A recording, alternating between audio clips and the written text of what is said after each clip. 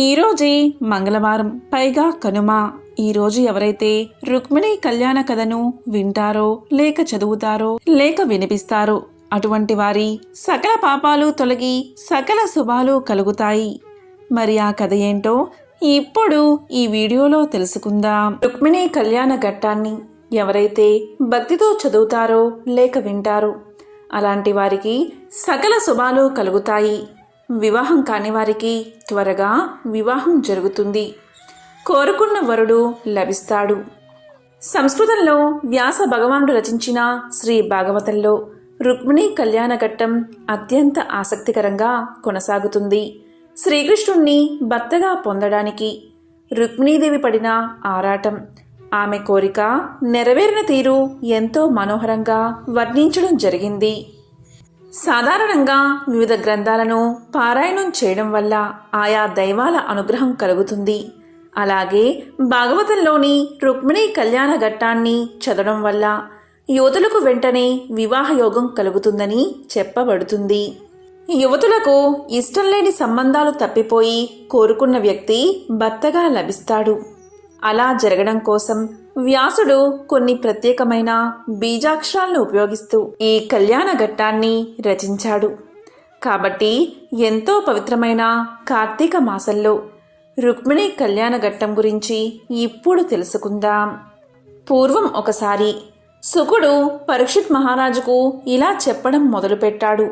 ఓ రాజా, ఆ బ్రహ్మదేవుడి నిర్ణయం ప్రకారం రైవత మహారాజు తన కుమార్తె రేవతిని శ్రీకృష్ణుడి అన్నయ్య అయిన బలరాముడికిచ్చి వివాహం చేయాలని నిశ్చయించుకున్నాడు. రేవతి కృతయుగంనాటి కన్య. అందులోనూ ఆమె జన్మించి 28 మహాయుగాలు అయిన తరువాత 29వ మహాయుగంలో జరుగుతున్న ద్వాపర యుగం నాటి బలరాముడికిచ్చి పెళ్లి చేయాలి. ఆనాటి యుగధర్మం ప్రకారం రేవతి ఎత్తు 20 అడుగులు, బలరాముడు నాటి ద్వాపర యుగ ధర్మం ప్రకారం అతని ఎత్తు 12 అడుగులు మాత్రమే. ఈ పొట్టి వరుడికి ఆ పొడుగు భార్యకు జత ఎలాగా? బలరాముని తండ్రి అయిన వసుదేవుడు బ్రహ్మ నిర్ణయం కాదనలేక తన చిన్న పుత్రుడైన శ్రీకృష్ణుణ్ణి ఏమి చెయ్యాలి అని అడిగాడు. శ్రీకృష్ణుడి సలహాపై బలరాముడు తన ఆయుధమైన నాగల్ని ఉపయోగించి ఆమె పొడుగు తన ఎత్తునకు తగిన రీతిగా కుదించాడు. తర్వాత వారిద్దరికీ బ్రహ్మ ఆశీర్వాదంతో వివాహం జరిగింది. అంటే బలరాముడికి రేవతికి వివాహం జరిగింది.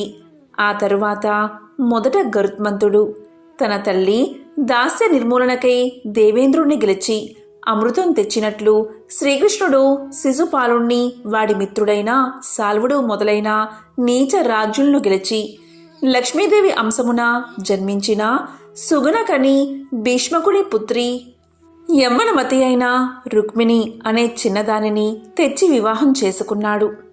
ఇలా శుకుడు చెప్తూ ఉండగా పరీక్షిత్ మహారాజు ఇలా పలికాడు. ఓ మునీంద్ర, కృష్ణుడు సాల్వాది రాజులను ఓడించి శిశుపాలనికి కాకుండా రుక్మిణిని అపహరించి రాక్షస వివాహం చేసుకోవడానికి ఎట్లు గొనిపోయాడు? అదియూ కాక ఓ సుఖమునీంద్ర, మనసున దురాలోచన లేని ఏ సజ్జనుడు హరికథలను వినుచు వద్దు ఇక చాలు అంటాడు. విన్న కొద్దీ ఆ కథలు వినాలనిపిస్తాయి కదా. అందుచేత నాపై దయతలచి ఆ రుక్మిణి కళ్యాణ కథను తెలియచేయండి, అప్పుడు నేను ధన్యుడవుతాను అన్నాడు పరీక్షిత్ మహారాజు. అప్పుడు సుఖమహర్షి ఇలా చెప్పడం ప్రారంభించాడు. ఓ పరీక్షిత్ మహారాజా, విను. విదర్భ దేశానికి రాజధాని కుండిన నగరం. భీష్మకుడు దాని రాజు. రుక్మి మొదలైన 5 కొడుకుల తర్వాత ఆయనకు రుక్మిణ అను పుత్రిక పుట్టింది. రుక్మి అతని సంతానంలో పెద్దవాడు. బాలిక అయిన రుక్మిని జన్మించడం వల్ల ఆ భీష్మకుని రాజమందిరం శుక్లపక్ష చంద్రరేఖ కాంతితో దినదినానికి హెచ్చినట్లు పడమటి దిక్కు వెలుగువలే విశేషంగా ప్రభవిల్లింది.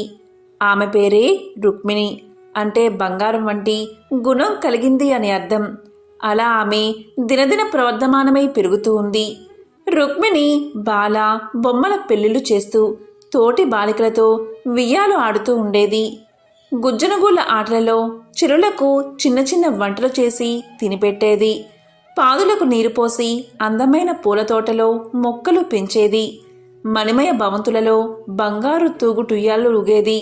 మరి ఒకప్పుడు చిలుకలకు గోరింకలకు మాటలు నేర్పేది.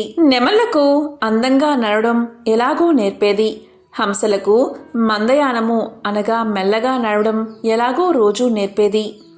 ఇక్కడ మురారి అయినా కృష్ణుని కోర్కెలు చిగురిస్తుంటే అక్కడ రుక్మిణి శరీరం తీగలాగా పెరగడం మొదలుపెట్టింది. పద్మనాభుడు శ్రీహరి అయినా కృష్ణుని మనస్సనే పద్మం వికసిస్తూ ఉంటే అక్కడ రుక్మిణి ముఖపద్మం యొక్క కాంతి పెరిగిపోయింది. ఇక్కడ మధుసూదనుడైన కృష్ణునికి యవ్వనంలో కలిగే మదనతాపం కలుగుతుంటే అక్కడ రుక్మిణీదేవికి యవ్వనంతో శరీరం బరువు పెరిగింది. ఇక్కడ కృష్ణుని మనోధైర్యం సన్నగిల్లుతుంటే అక్కడ రుక్మిణికి నడుము సన్నబడి క్షీణించిపోతున్నది. నల్లని అవయవాలతో అందగాడైన కృష్ణుని మనస్సులో వలపులు మొగ్గలు తొడుగుతుంటే అక్కడ రుక్మిణి జుట్టు నల్లగా ఒత్తుగా పెరిగింది. ఇక్కడ మాధవునికి ఆనందంతో మనసు ఉరకలు వేస్తుంటే అక్కడ రుక్మిణికి యవ్వనంతో అందం ఇనుమడించింది. ఇలా రుక్మధరుడు, రుక్మబాహుడు, రుక్మకేసి, రుక్మమాలి అనే 5 అన్నల ముద్దులు చెల్లెలై రుక్మిణీదేవి తన యవ్వన ప్రాంగణంలో అడుగుపెట్టింది. ఆ రుక్మిణీదేవి తన తండ్రి ఇంటికి వచ్చు అతిథుల మాటల ద్వారా శ్రీకృష్ణుడి అందచందాలు, ధైర్య సాహసాలు, శక్తి సామర్థ్యాలు, దుష్ట శిక్షణ, దీక్షా పరతంత్రత వంటి గుణాల గురించి తెలుసుకుని అతడే తనకు సరైన భర్త అని నిర్ణయించుకుంది. శ్రీకృష్ణుడు కూడా రుక్మిణి అందచందాల గురించే కాక మంచి బుద్ధిగల సద్గుణశీల అని, సత్ప్రవర్తనే కాక సాముద్రిక శాస్త్రంలో చెప్పబడిన శుభ లక్షణాలు కల ఆమెను చేపట్టడానికి ఉత్సాహంగా ఉండేవాడు. అప్పుడు రుక్మిణి తల్లిదండ్రులకు, తక్కిన బంధువులకు ఆమె కృష్ణుని పెళ్లాడే తలంపు సమ్మతమై అందరూ ఆనందించినా ఆమె పెద్ద అన్నయ్యన రుక్మి ఇందుకు విరుద్ధంగా ఆలోచిస్తూ ఉన్నాడు. అతడు తన మిత్రుడైన చేదీ దేశపు రాజైన శిశుపాలునికి తన చెల్లెల్నిచ్చి పెళ్లి చేస్తానని వాగ్దానం చేసి ఉన్నాడు. అతను బహు పట్టుదల కలవాడు, అలాగే మొండివాడు. రుక్మిణీదేవి తన అన్న రుక్మి మనస్సులో ఎత్తుతున్న పన్నాగం గ్రహించిందై విచారం రెండింతలై జరగబోయే విపత్తును అర్థం చేసుకుని ఆమెకు ఆప్తుడైన, విజ్ఞానవంతుడైన, వినయం కలవాడైన ఒక బ్రాహ్మణుని పిలిచి తన అన్నగారి దుర్మార్గపు ఆలోచనలు తెలియచేసి తన్నే కాపాడమని శ్రీకృష్ణుని ఉద్ధరించుటకే బేలై శ్రీకృష్ణుని వద్దకు పంపింది. అతనితో రుక్మిణీదేవి ఇలా పలికింది: ఓ విప్రోత్తమా, మా తండ్రి భీష్మకుడు తనకిష్టమైనను మా అన్న రుక్మి మాట ఎదురు ఆడలేక మా బంధువుల సమ్మతిని, నా ఇష్టాన్ని తిరస్కరించి నన్ను దుర్మార్గుడైన శిశుపాలుడికిచ్చి పెళ్లి చెయ్యాలని యోచిస్తున్నాడు.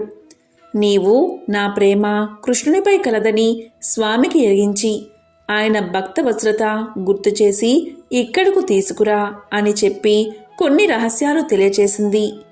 అగ్నియోధుడు అనే ఆ భూసురుడు అతివేగంగా ద్వారకా నగరానికి వెళ్ళి కృష్ణుడి ద్వారపాలకులకు తన రాక గురించి తెలియచేసి అనుమతి తీసుకుని లోపలికి వెళ్ళి శ్రీహరిని చూసి పెళ్లి కొడుకువు కమ్ము అని దీవించాడు. దాంతో కృష్ణుడు ముసిముసి నవ్వులు చిలకరిస్తూ తన గద్దెపై నుంచి దిగివచ్చి విప్రుణ్ణి సాదరంగా కూర్చోబెట్టి దేవతలను చేసినట్లు అర్ఘ్యపాద్యాలు ఇచ్చి పూజించి షడ్రసోపేతమైన మంచి భోజనం పెట్టించి ఆదరంగా వాని వద్దకు చేరి మెల్లగా పాదాలు ఒత్తుతూ మృదువుగా ఇలా పలికాడు: ఓ భూసురోత్తమా, ఆనందకారకమైన నీ బ్రాహ్మణ ధర్మము ఆదర్శప్రాయమైనది, పెద్దలు మెచ్చేది. ఉత్తమ బ్రాహ్మణుడు స్వల్పమైన ధనలబ్ధికైనా సంతోషిస్తాడు, ధనం వచ్చిందని గర్వించడు, ధర్మం తప్పి ఎలాంటి పరిస్థితులైనా సంచరించడు. వాని ధర్మమే వాని కోర్కెలు తీరుస్తుంది. సంతోషపడనివాడు ఇంద్రుడైనను నాశనం పొందుతాడు. తృప్తి కలిగినవాడు ధనహీనుడైనా ఇంద్రుడు సరివాడు కాగలడు.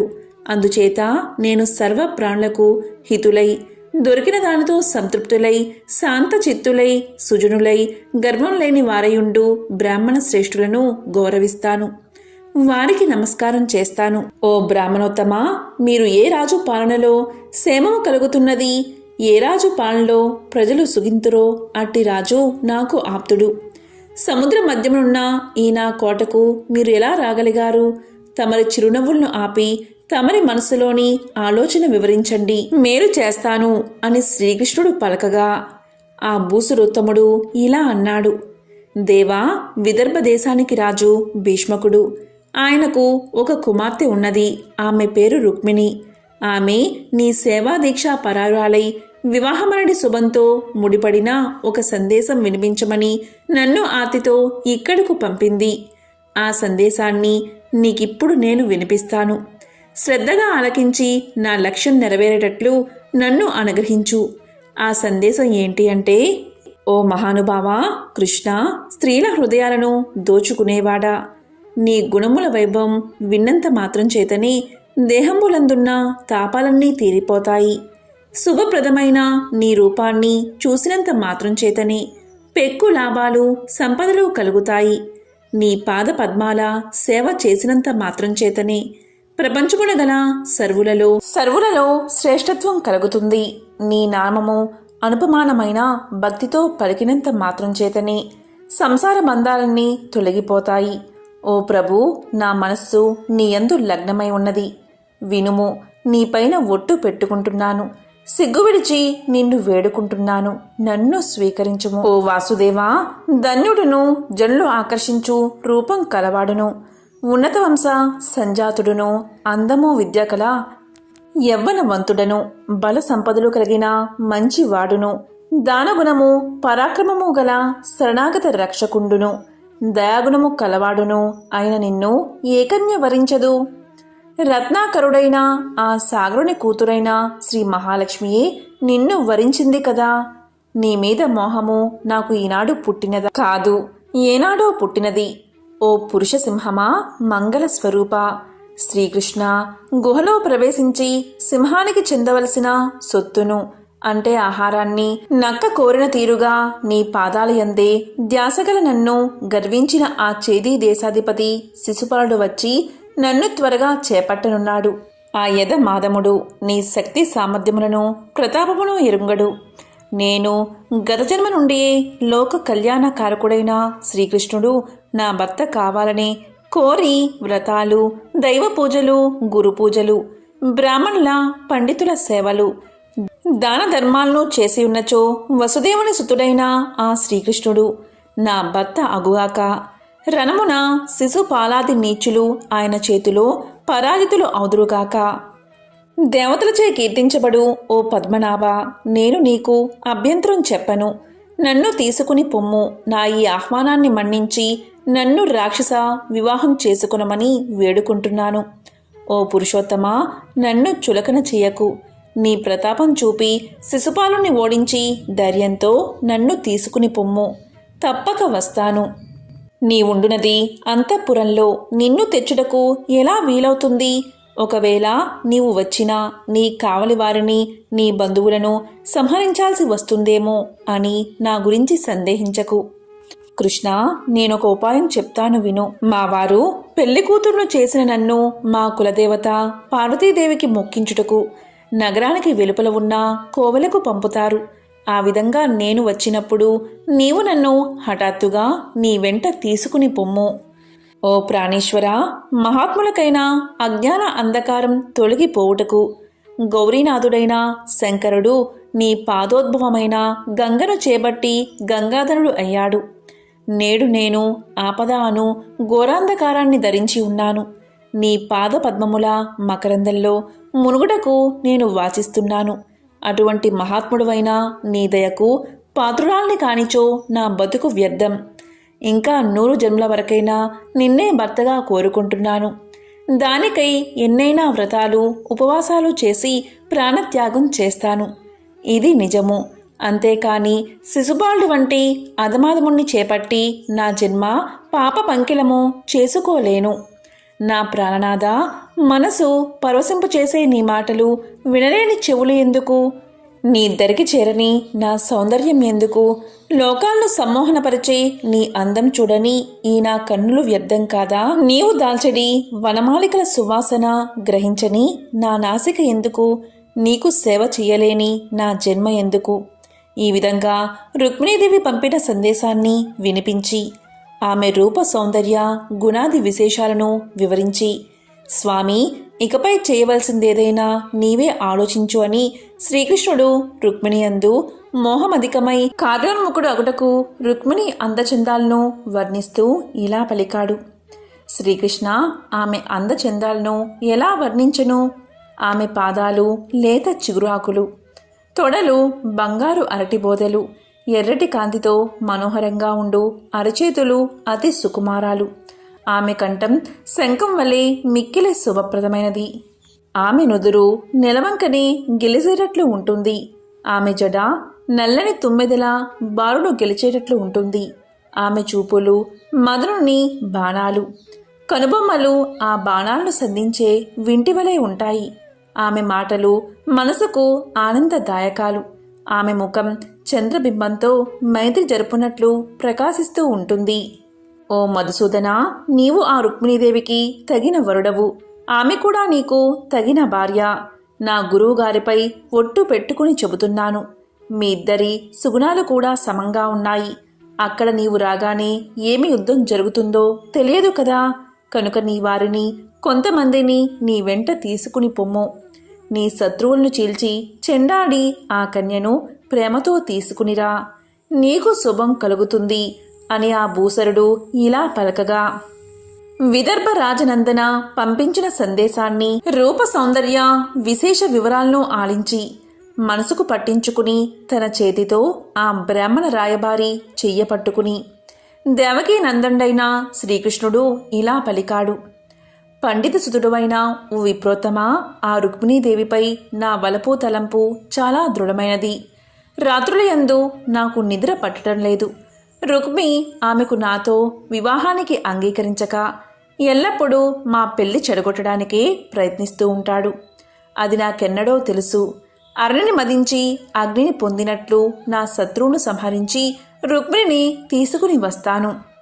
నేను మీ విదర్భ దేశానికి వచ్చి అమాయకురాలైన మీ రాకుమారిని అవలీలగా వెంటపెట్టుకుని తీసుకుపోతాను. శత్రువులు అడ్డగిస్తే రెప్పపాటులో వారిని ఓడిస్తాను. నన్ను నమ్ముము, మాట ఇస్తున్నాను, భయపడుకు అని చెప్పి రుక్మిణీదేవి పెళ్లి నక్షత్రమేదో తెలుసుకుని శ్రీకృష్ణుడు తన రథసారథి అయిన దారకుని చేత శైబ్య, సుగ్రీవ, మేఘపుష్ప, వలహకములను అశ్వాలను పూల్చిన రథం యావత్తూ చేయించి అందు తానును బ్రాహ్మణ్ణు కూర్చుని ఒక్క రాత్రమునే నత్తగ దేశాలని దాటి హుటాహుటిగా విదర్భ చేరుకున్నాడు.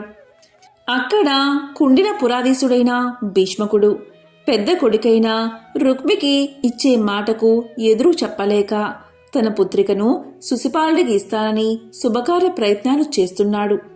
ఆ సమయంలో కుండిన నగరంలో 4 బాటల కూడళ్ళు, రాజమార్గాలు, సందులు, అంగళ్ళు అన్నీ విస్తరింపచేశారు. నీళ్లతో మంచి గంధం కలిపి కల్లాపి చల్లారు. కలువపూల మాలతో అనేకమైన తోరణాలు కట్టారు. గృహాలన్నీ అలంకరించారు. కర్పూరంతోనూ కుంకుమతోనూ ముగ్గులు పెట్టారు. అగరు ధూపాలు వేశారు. నగరంలోని స్త్రీ పురుషులందరూ రంగురంగుల వస్త్రాలను ధరించారు. పూలదండలు, ఆభరణాలు వేసుకున్నారు. గంధపు మైపూతలు పూసుకున్నారు. మంగళ వాయిద్యాలు మోగాయి. నగరానికే పెళ్లికల వచ్చేసింది. అంతనా భీష్మకుండు శాస్త్ర ప్రకారం నాంది శ్రాద్ధం చేసి పితృదేవతలను ఆరాధించాడు. బ్రాహ్మణులకు విందు భోజనం పెట్టించి శుభాశిస్సులు చదివింపచేశాడు. మంగళ స్నానములను రుక్మిణీదేవికి ముత్తైదువులు చేయించారు. పట్టుచీరే ఉత్తరయమో కట్టారు. అలంకరణ చేశారు. బ్రాహ్మణులు భూత ప్రేతాదుల బాధ కలగకుండా రక్షాకరణాలను చేశారు. వేద పండితులు 4 వేదాలను చదివారు. పురోహితులు నవగ్రహ శాంతి కోసం హోమం చేశారు. నూతన దంపతుల క్షేమం కొరకు రాజు నువ్వులను, గోవులను, వెండి బంగారాలను, వస్త్రాలు, మున్నగు ఎన్నో దానం చేశాడు. బ్రాహ్మణులంతా దానాల్ని గ్రహించి తమ ఆశీస్సులు అందజేశారు. శిశుపాలుడు చాలామంది భటులతోనూ, మదపు ఏనుగులతోనూ, వడిగా పోగల గుర్రాలతోనూ, బంధుమిత్రులతోనూ కలిసి రుక్మిణిని పరిణయం చేసుకోవడానికి స్వేచ్ఛా ప్రవృత్తి కలవాడే గర్వించి ఆడంబరంగా కుండిన పురానికి తరలివచ్చాడు.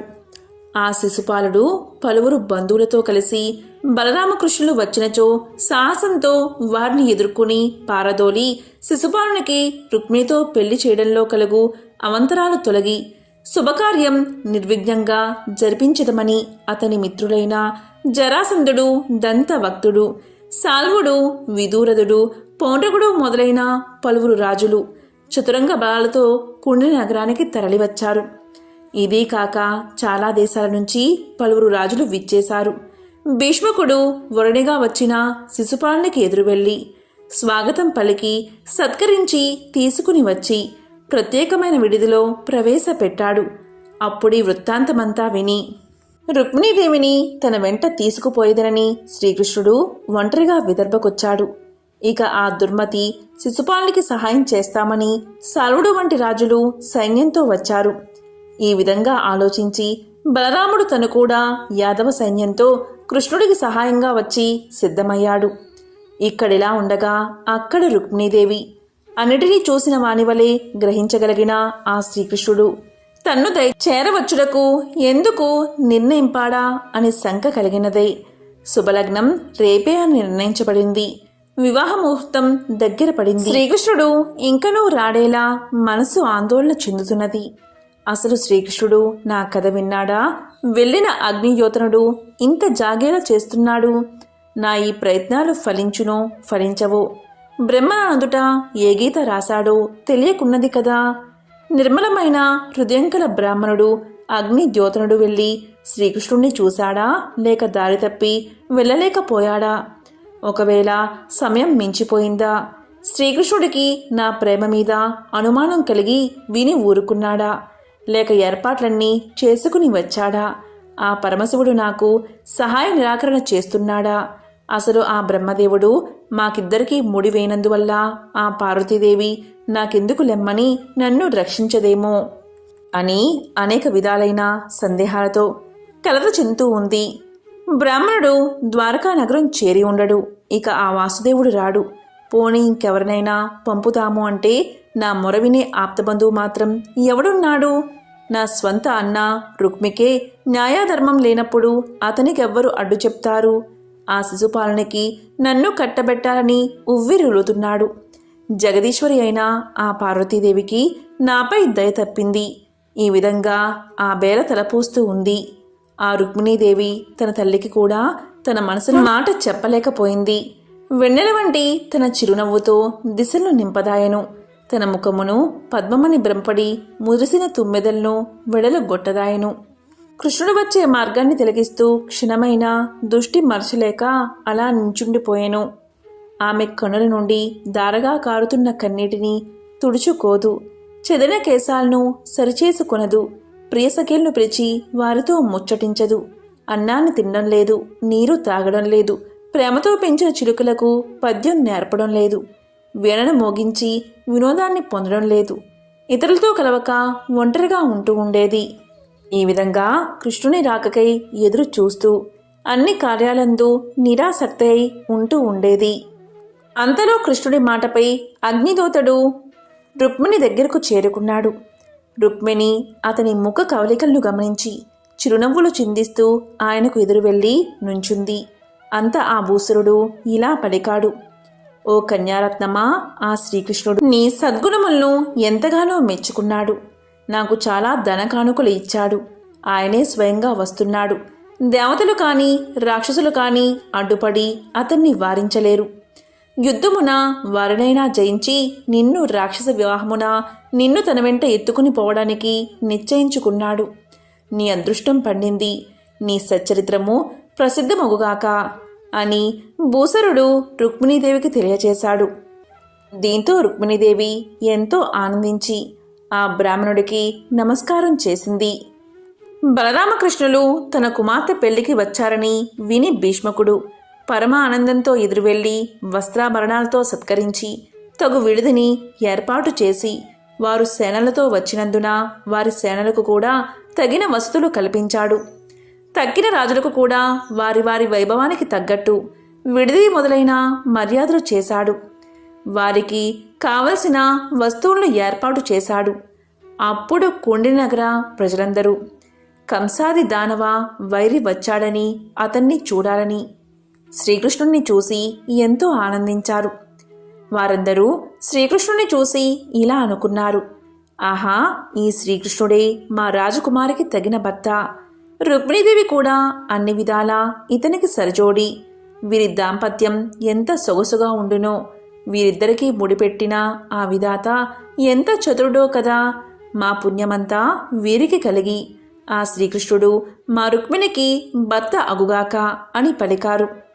ముందు వెనకాల వీరభటులు వివిధ ఆయుధాలను ధరించి వస్తూ ఉండగా మధుర పదార్థాలను కానుకలను గైకొని వార వనితలు మెల్లగా వస్తూ ఉండగా ఆ వెనుక పువ్వులు నగలు పట్టుబట్టలు ధరించి బ్రాహ్మణ స్త్రీలు నడుస్తూ ఉండగా బాకాలు, డోళ్ళు, మద్దెలు, బేరీలు మొదలైన వాయిద్యాల ధ్వనులు మిన్ను మిట్టుతూ ఉండగా చిలకెత్తెలు, పెద్ద పిన్న తల్లులు, బంధువుల భార్యలు వెంటరాగా రుక్మిణి కోట వెలుపలకి గౌరీ పూజకై బయలుదేరింది.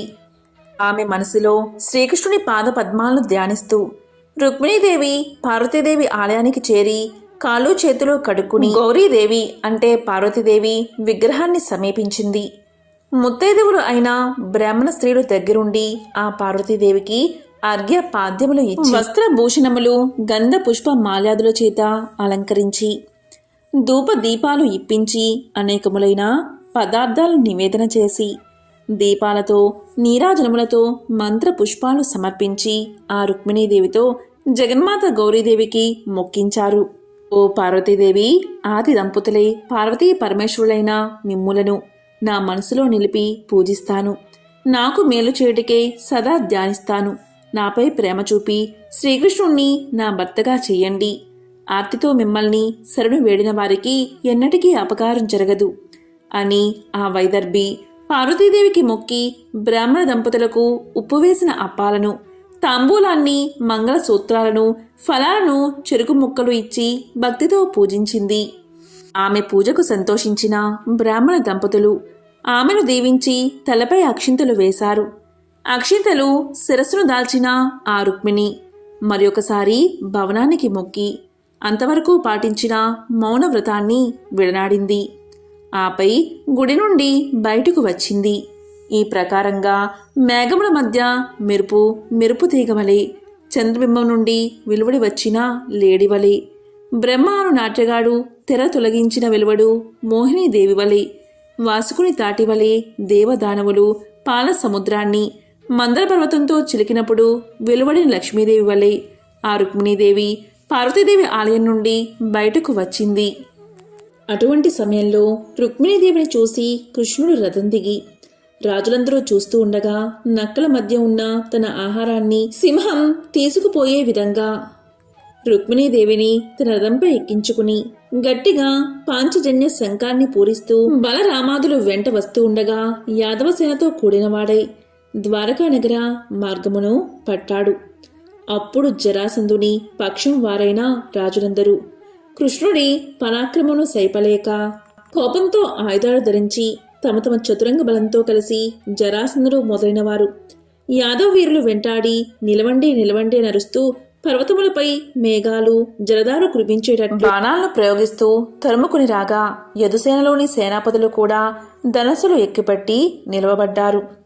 అంతా శత్రుసేనలు విడిచిన బాణాలలో యాదవసేన మునిగిపోగా ఆ రుక్మిణి భయపడి సిగ్గుపడుచుని శ్రీకృష్ణుడి మోహాన్ని వీక్షించింది.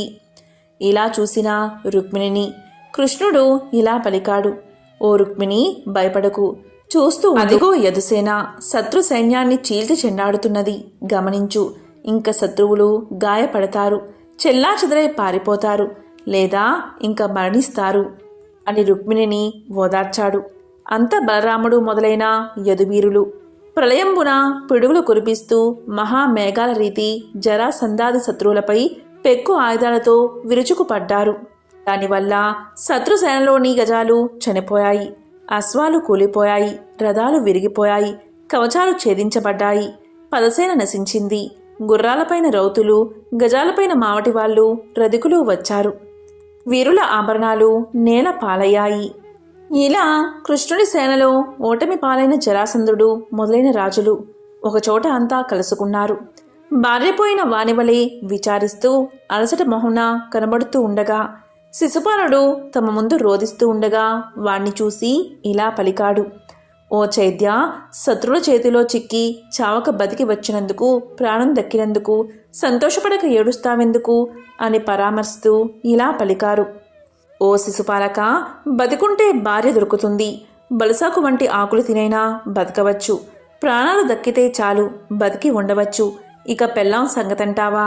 ఆ మాట దేవుడెరుగు, నా మాట విను. జరాసంధుడు శిశుపాలుని ఓదార్చగా శిశుపాలుడు తన సేనతో తన నగరానికి పోయాడు.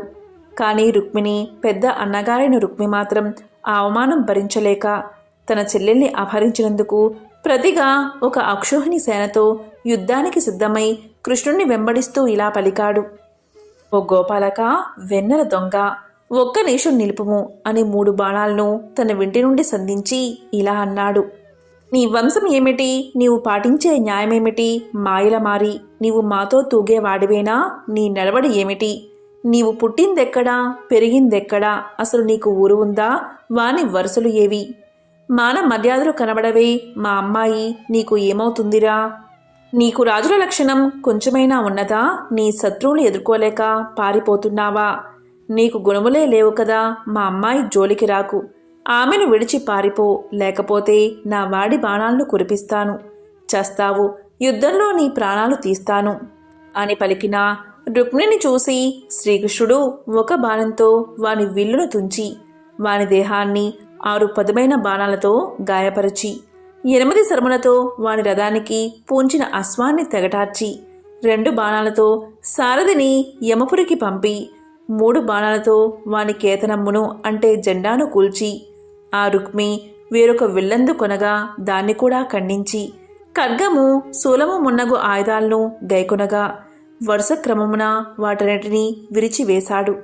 అంతటి రుక్మి వేరొక ఖడ్గాన్ని చేపట్టి కాణమందు కాచియున్న మిడతవలి శ్రీకృష్ణుడిపై దాడి చేయగా కృష్ణుడు అతని ఖడ్గాన్ని విరిచి కవచాన్ని ఛేదించి తానొక ఖడ్గమున వాని తల తెగవేసి సిద్ధపడగా రుక్మిణీదేవి వెంటనే కృష్ణుడి పాదాలు పట్టుకుంది. ఓ సర్వలోక శరణ్య, దయానిధి, నీవు దేవదేవుడు అయిన భగవంతుడివి. అజ్ఞానంతో ఈ విషయం గ్రహించలేని ఈ రుక్మి స్వయంగా నా అన్న. వీడు నీ ఎడల మహా అపరాధం చేశాడు. కానీ నా ముఖం చూసి నన్ను మన్నించి వీణ్ణి చంపకుండా విడుము. ఓ ప్రభు శ్రీకృష్ణ, ఈ దుర్మార్గునికి తల ఖండించి సంహరించడం సరైన శిక్షే. కానీ నా తల్లిదండ్రుల పెద్ద కొడుకు వీడి మరణం నా తల్లిదండ్రుల మనసులను కాల్చి దహించి వేసే దుఃఖం కలిగిస్తుంది. తమకు జగన్నాథుడైన శ్రీకృష్ణ పరమాత్మ స్వయంగా అల్లుడు అయ్యాడన్న ఆనందం అంతరించి కన్నీరు మున్నీరవుతారు. మా ముఖం చూసి వీడిపై శత్రుత్వం విడిచిపెట్టు, దయ చూపుము అని దుఃఖంతో పూడిపోయిన కంఠస్వరంతో, భయంతో కంపిస్తూ తనువుతోనూ, వంచుకుని ఉన్న వదనంతోనూ, చెవులపై నాట్యమాడుతున్న జడతోనూ శ్రీకృష్ణుణ్ణి శరణు వేడుకుంది. దీంతో శ్రీకృష్ణుడు రుక్మిణి చంపక అతన్ని బంధించి అతని గడ్డాన్ని, మీసాన్ని, తలను ఒక కత్తి వంటి బాణంతో పాయపాయలుగా గొరికి వికృత రూపంలోకి తెచ్చాడు. అప్పుడు యాదవ వీరులు శత్రుసేనలను పారద్రోలి అచ్చట చేరారు. ఈ విధంగా శత్రువులను కలిసి శ్రీకృష్ణుడు రుక్మిణీదేవితో సహా ద్వారకా నగరానికి చేరుకున్నాడు. అక్కడ అంటే ద్వారకలో అంగరంగ వైభవంగా రుక్మిణీదేవిని వివాహం చేసుకున్నాడు. మంగళమమా రుక్మిణి మంగళకరుడైన వేణు మాధవునికిన్ మంగళమౌ ఓ అలమేల్ మంగమ్మ వేడుకొనదమేము బ్రోవంగన్. ముందుగా శ్రీకృష్ణుడి నిత్యపూజ చేసి రుక్మిణి కళ్యాణం పారాయణం ప్రారంభించాలి. శ్రీకృష్ణుడు నిత్యపూజ చేయలేని వారు కనీసం కృష్ణ అష్టోత్తరం మరియు కృష్ణాష్టకం ఖచ్చితంగా చదవాలి. మీ జన్మ నక్షత్రం రోజు కానీ లేదా నామ నక్షత్రం రోజు కానీ పారాయణ ప్రారంభించాలి. మీకు వివాహం నిశ్చయం కాగానే 8 మంది కన్యలను పిలిచి శ్రీకృష్ణుడి అష్టభార్యలుగా భావించి చందన తాంబూలాలతో రుక్మిణి కళ్యాణం అనే పుస్తకాన్ని దానంగా ఇవ్వండి. ఇలా చేస్తే శ్రీకృష్ణుడి అనుగ్రహం ఖచ్చితంగా మీకు లభిస్తుంది. ఎంతో పవిత్రమైన రుక్మిణి కళ్యాణ ఘట్టాన్ని ఎవరైతే వింటారో లేక చదువుతారో అలాంటి వారికి సకల శుభాలు కలుగుతాయి. జన్మల దోషాలు తొలగి కోటి జన్మల పుణ్యం వస్తుంది. వివాహం కాని స్త్రీలకు త్వరగా వివాహం జరుగుతుంది. సకల శుభాలు కలుగుతాయి. ఓం శ్రీకృష్ణ పరబ్రహ్మణే నమః.